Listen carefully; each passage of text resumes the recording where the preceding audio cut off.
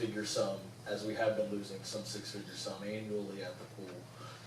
And it seems to me that none of us up here have the appetite to do that, and that we want to do something to change the business model at the pool, so that it could potentially come to a break-even point. I just want to be very clear that every additional dollar that we spend to take the pool to another place that it's not, to add extra things there, to add extra features, that we think might bring in additional revenue, we need to, I think, seriously entertain the possibility that that revenue doesn't materialize. I'm not saying that it does, but if I'm a business person and I'm spending money, I am discounting the revenue that I think I'm going to get based on the risk profile of the project that I'm undertaking. And that's just basic finance, it's just basic economics. And so I think we need to seriously consider, okay, yes, we could sink $500,000 into this pool and then lose a six-figure sum, and that's unpalatable.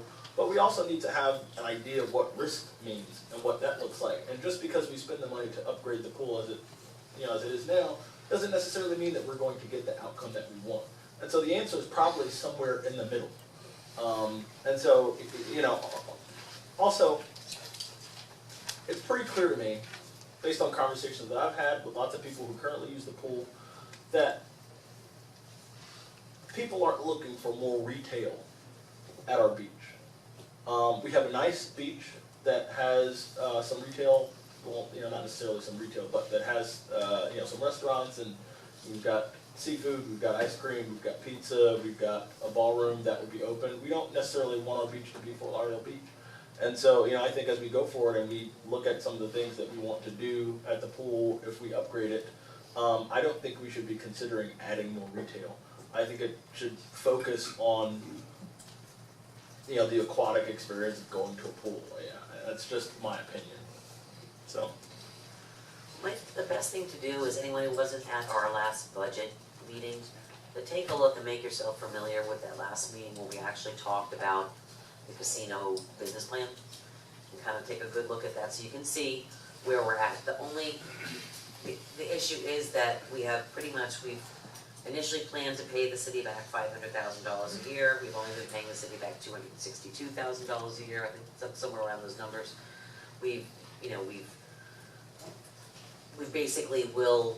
have a modeler that shows, with the incomes coming in and going out, it shows basically that we'll blow through our reserves, so that we won't be able to, unless we forgive the loan from the city, we'll be going under on the business model shortly. So the business model has to be addressed. I mean, this is not something we can't stick our heads in the sand and say it's not going to go away. We all love I love the pool too.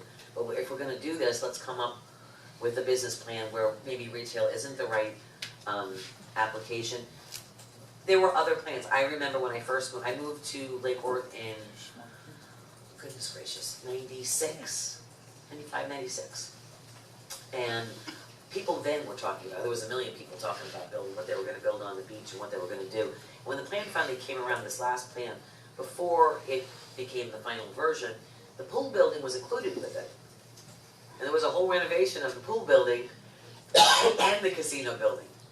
But as they continued on, and they started to change certain facts about it, they pretty much took the pool out of that plan. So all I remember there is being a newly elected mayor and looking and saying, but what about the pool building? It's a nice building, but what about the pool? I mean, it looked like the little poor child sitting next to it that was just run down and ramshackle. It was supposed to be part of that. And I remember some of the pictures that I saw back then. It had a second story along the back. The back piece was open, and there was an entrance of some kind of way. They made an entrance by the beach so that you could see it. It kept part of the building. These are just, I'm really stretching my memory here. They kept part of that pool building, and they had an arch or something like that. And then there was an opening so that people can come up from the parking lot in the back, which I remember, which was really convenient to the pool area. And I remember there were kiosks and things that were around, like people could sell different things, almost like in a mall. You had them in the middle. They were sort of like outdoor kiosks. And there was an additional a lower floor and a top floor space. I don't know if that was, do you guys remember if it was like lifeguard space and office space or whatever it was. But it took into, first of all, you guys can't work in a closet anymore. You know, you can't work in a space that's gonna be rented out to someone soon. So we have to take some very real matters into effect. And it's best to do them all at the same time, because it saves the city money and you money. But can we, I think looking at the sales tax, I guess, is one thing about it. The only thing stopping us from rebuilding the pool is money. Madam Mayor? Yeah. Just a couple things I wanted to kind of clarify, and then I'll see if I can get some kind of a general direction. I know that there seems to be, and there were some statements about confusion among the different statements and the different reports. And if you look at the reports, actually, Mr. McAllister's report and Kimberly Horn's report aren't that different. Bob was brought in as a aquatics facility expert. He's not an engineer, he's not all those things. And we asked him to come in and look at the operations and some of the things we're experiencing. We had heard about the drains weren't up to federal standards, the Virginia Broom Act, all these other things. You know, we're seeing liability, so we said, let's do an assessment of the facility by somebody who's in the business. And Bob approached that report with that in mind, looking at it from an operator standpoint, looking at current standards and codes. And we also asked him, well, you know, if we're going to spend this money that you identified for these deficiencies, would you do that, or would you build something different? What's the market want? Bob was very much about trying to look at a facility that people would use in numbers that would warrant an investment. So, yeah, he gave you some prices of concepts and ideas that other people are doing at 4.6 million and everything else, and everybody went, but it was just to show what the market's doing right now. The Kimberly Horn report basically said these deficiencies exist in these same areas, but we're engineers. And you know what? The pool, it's not cracking and falling apart. The building is actually, but we're recommending this $500,000+ to reboot it to its 1971 configuration and operation kind of mode. It's not a business choice. It's not a market choice. And I think that was to those comments. So the two reports aren't dissimilar, they're just coming from a different standpoint. So I just want to clarify that so that people don't think we're getting all kinds of data points here. But those report data points, we believe that y'all should have, both from an aquatics expert as well as an engineer. So it's helpful. If you look at the coastal construction line, just looking at the report of that, if you're talking about adding office space for the staff or creating different things, knowing that, I mean, I know that we've talked about having a big opening at the front, but knowing that deleting that portion of the building, you'd never be able to build it back again. Correct.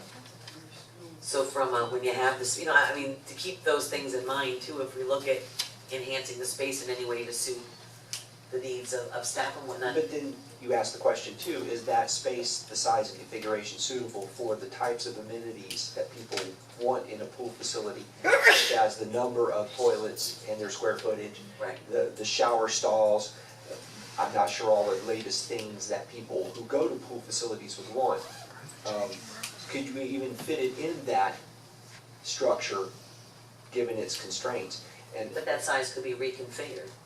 potentially, If yeah. you just look at it as raw space, But forget what's in it I'm- now. And again, I'm not getting into Right. future details, I was just trying to make a differentiation between the two different approaches, the two different studies, but to tell you, they're looking at the same thing and they really do jive.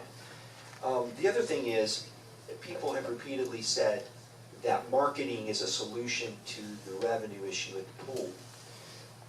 And there's not an economy of scale with the pool business the way it's currently configured at this pool.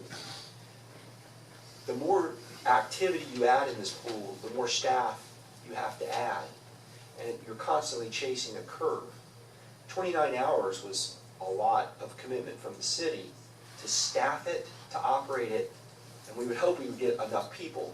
But even if you fill the pool to capacity, you're not going to offset those costs because you have to add an extra lifeguard every so many. And it's one of those things, you're chasing your tail. The limiting factor is not marketing to get more people to the pool. It's the pool itself, the way it's configured and what it takes to run it currently is such a monster, it's not controllable. It grows and your cost grows. So I think that's something else that Bob kind of pointed out. But people seem to think if we just marketed the pool better and get more people using the pool, somehow that's going to generate enough revenue to offset the costs. And I don't know that that's a valid statement. So I would really look at that closely. So going forward, I'm kind of hearing from y'all that you're interested in honestly bringing in some design professionals to actually look at the information that's been generated, to look at the experience, what kind of experience that you would want in that pool. And that's some of that talk about what the market wants, what surveys and talking, community discussion about what people want to support in this community. What does this thing look like and how does it function? I think, yes, you're on the right track, but yet I can't foresee any type of discussion about that without knowing from a business standpoint what any renovation there, I mean, like, we know that if we renovate right now and do $500,000 worth of construction, it doesn't solve our business model, but it gets the pool open, correct? It puts us even further in We debt. think those figures are a little low, but yes. But it puts us further in debt in regards to how much we're behind in, look at other funding for that. We need to have a conversation as to what everyone wants to do. Do they wanna look at the whole thing as a part of a business plan, get the pool open and create a business model that works so that we can keep the pool open in perpetuity? Or do we want to we haven't decided that as a What I was suggesting is, if you want me to move forward with this consultant concept, that they would be the ones leading us through that. I think we need to hear from the people and find out what we, put a plan together that the community wants. Commissioner Robinson, you have? I don't know what our calendar looks like, but, I'd certainly like to continue this conversation and not have a consultant tell us about another pool. If we're gonna hire somebody to redesign anything, it needs to be the whole property, to include a pool. But we know that I'm embarrassed by the fact that we have a building that is underperforming in its present state and location that should be very much sought after, and it isn't, because the second floor is, do we have an agreement to finish the construction of the first building? Do we? No, we know the deficiencies of. Well, then we need to sue the contractor for the first building and move on to fix the whole complex, which would include a pool. The aquatics part of it, I think the desirability of a family-friendly pool doesn't have to be an aquatic center or have a huge plastic entrance into it.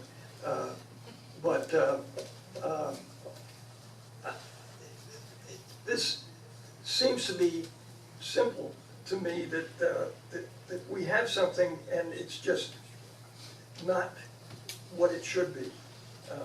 And if we're gonna hire anybody, I would like to hire an architect that can give us a fantastic property that we're proud of. The city is now, addressing the future. We're becoming a desirable place to live, and if we just nickel and dime into this pool and maybe a room for a lifeguard and a room for tables, that's not where I want to go. And I don't know what next week looks like, but how about the next week? And maybe we ought to have a charrette in between or before we go too far. I certainly want to talk about spending.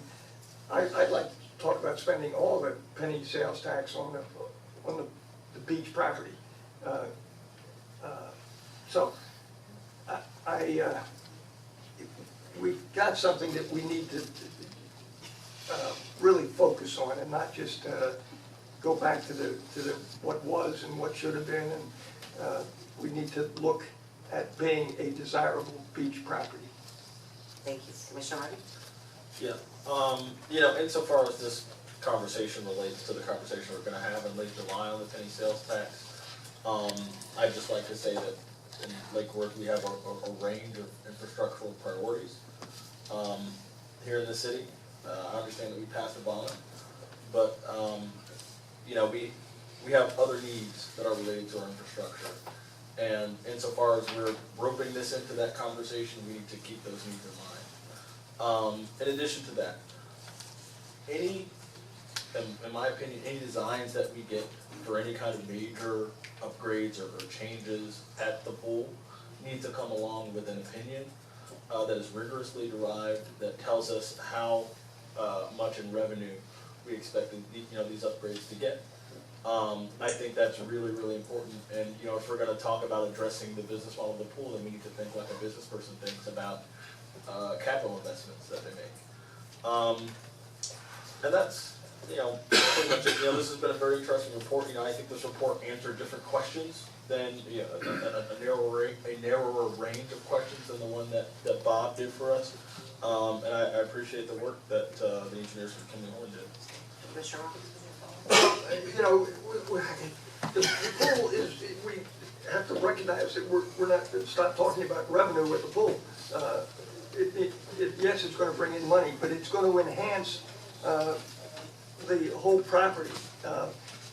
The restaurants, maybe we might have more restaurants that are going to be, the pool is going to be an attraction to those restaurants, whether anybody goes swimming there or not.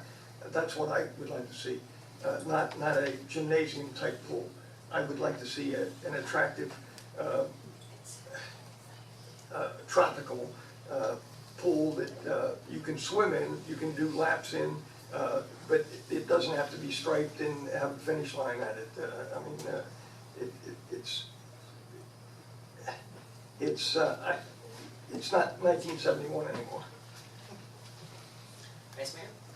A couple of quick comments. Again, I want to make sure that I'm clear. I think what I'm hearing here this evening is that, generally speaking, we were looking for a total solution to that footprint up there with the casino building, the pool front, as far as fixing the existing business model and moving forward with whatever we may need to do going forward with the pool or whatever.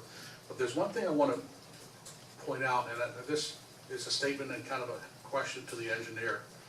With respect to the numbers that you threw out today, my recollection of how the law worked with respect to the coastal construction control line is that once a project gets to a certain value, dollar value, of the value of the project, then all bets are off. You've got to bring that bad boy up to standard. Is that correct? Yes, that's a Florida building code requirement. So my question to you is, do the numbers that you gave us tonight, does that factor that in? Because my sense is that by the time you start putting all that money into what's east of the coastal construction control line, we may be in a situation where we may have to actually upgrade the entire facility. Double.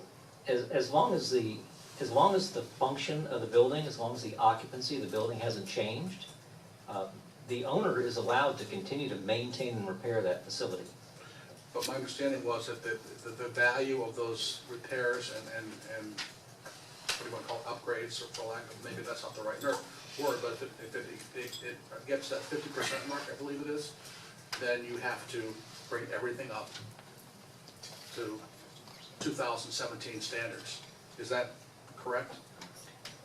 The 50% of the current market value of the entire Exactly. project includes but that includes the pool deck. We're not.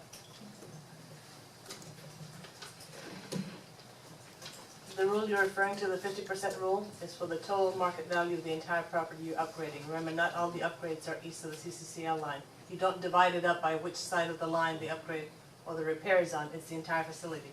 Your pool deck alone is worth a lot more than that just in pavers. So when you take into account the full value of the entire facility, these repairs is a fraction of what the entire repair cost would be. So you're saying that We're well below 50%, you're well below and we're not gonna have to worry about that? correct. So we're not gonna have conversations about pilings or anything else essentially? Your pool isn't sinking, your pavers aren't sinking, we're talking about plumbing and fixtures and roof Okay, covering. that's the question I wanted to have answered, thank you. Thank you. And then what, do we also, what is the policy, Christie? I didn't see anything on, because I've been approached about a couple of things. What if people wanted to donate to the city for the pool? Yes, I've heard some people offering to donate towards the pool. I think the position that we've taken in the past is that if you want to donate to the city, you're welcome to, and we'll certainly give you a letter that says thank you for your donation, but then we sort of leave it up to them to get with their tax attorney or their CPA to determine if it's a tax deductible deduction. Would that money then go towards what their desired Yes, item and in the that's, city that's is? the requirement on our side, is if they attach strings to their donation and say this needs to go to the pool, then we would follow those strings attached to the donation. And what about naming rights?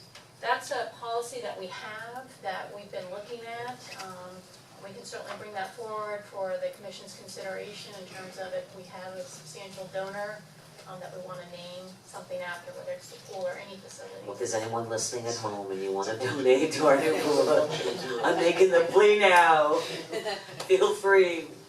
We'll take 1 mil, 2, 3, whatever. No, I'm kidding. Thank you very much, Christy, I appreciate it. Thank you to all, good conversation today, and thank you all for coming out.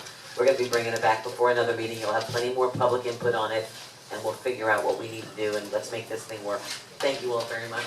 Can we talk about a date for a charrette? Can we talk about our next meeting to talk specifically about? Commissioner Robinson, hold on a second, stand by. About the cost of an architect to include a pool in the needs of the casino building. Can we move forward with something other than? Yeah, we'll go ahead and craft the RFQ or the RFP for this task. We'll get that to you and we can get it out on the street and see what these things are valued at. And I would encourage each and every one of you commissioners too to meet with the city manager and staff to try to put, what you'd like to see or whatever together too, so we can start to kind of brainstorm a little bit, and then we'll bring it back before everybody again and we'll talk some more. And my favorite question to him is When? Tomorrow. We'll have to schedule it. We'll have to schedule it. I'll entertain a motion to adjourn. Second? Second. All those in favor state so by saying aye.